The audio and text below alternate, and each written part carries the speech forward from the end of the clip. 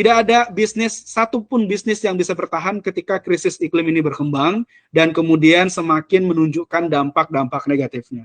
Dan oleh karena itu saya kira standar-standar seperti UDR itu adalah upaya yang semakin kuat dari dunia internasional untuk memproteksi perkembangan kerusakan lingkungan yang terjadi di berbagai negara akibat dari tata kelola industri ya yang tidak ramah dengan lingkungan.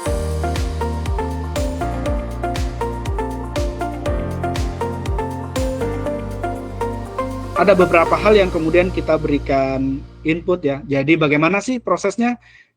Di internal kami lakukan bedah ulang PNC dan kemudian kita melihat PNC yang baru itu seperti apa. Nah, proses itu yang kita lakukan.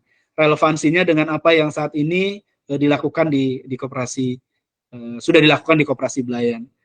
Saya memberi masukan di Jakarta kala itu dengan beberapa teman-teman di beberapa koperasi perwakilan lain.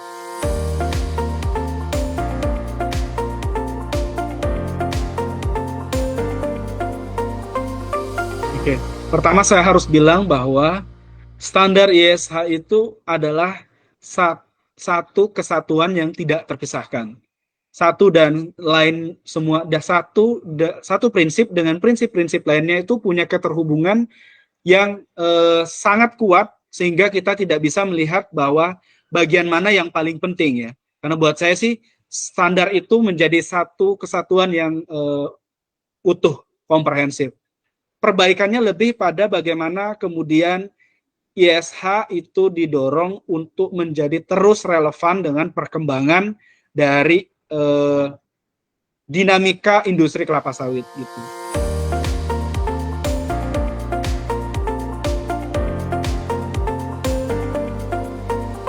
Pertama adalah terkait dengan perubahan PNC perusahaan, prinsip 5.4, di mana kemudian perusahaan itu ada kewajiban perusahaan untuk kemudian memberikan dukungan kepada petani swadaya di sekitarnya yang sudah bersertifikat dengan kemudian bisa membeli dengan skema penjualan fisik atau IP ya.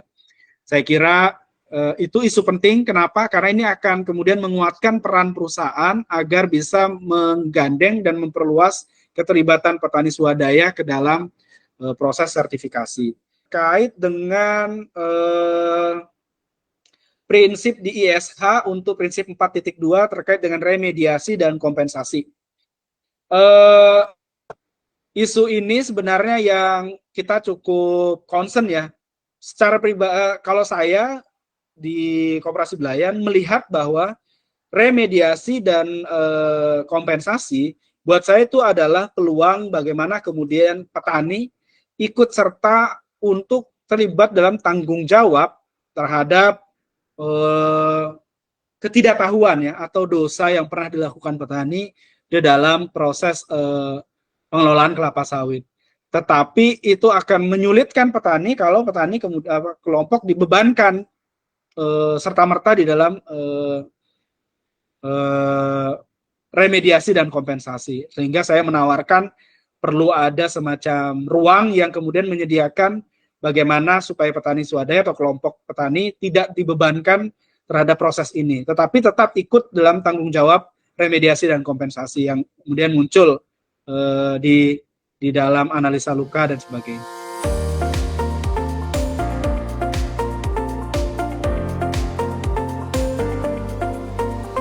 Penguatan terhadap standar ISH atau standar RSPO khususnya untuk independent smallholders itu tentu pasti akan semakin memperkuat keyakinan pasar ya terhadap sistem sertifikasi ini. Dan dengan demikian dia menjadi menarik bagi petani swadaya untuk terlibat di dalamnya. Saya kira ini bukan hanya soal bisnis peningkatan kesejahteraan, tetapi ini juga soal keberlangsungan dari keanekaragaman hayati ya kita yang hidup di bumi ini.